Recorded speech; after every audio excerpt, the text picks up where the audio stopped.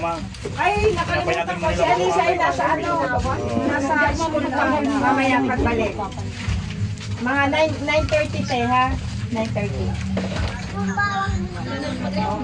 Nakalimutan ko din eh, magkasama ba tayo kahapon? Ay, oo nga, may gumagapan. Ayun, dapat i-ganon talaga yan.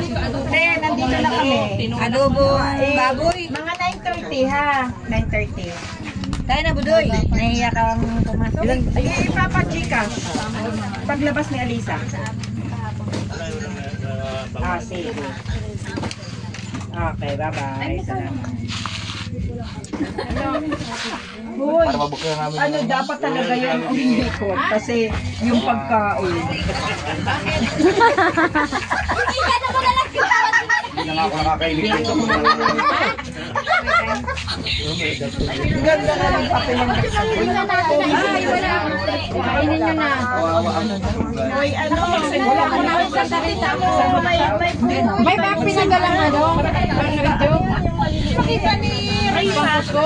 Awa ako dito sa mga batch ko na ito. Kain na kayo. Kesa, Naiinitan eh. Kaya hoy, sa paper plate na lang tayo.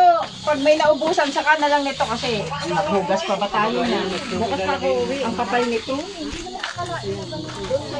Wala si Marina. Huwag mo na sabihin. Pinichat ko na eh, hindi man nag-reply. Walang dyan, kay Marisa. Marisa, saan si Marina? Para second ko sa daan.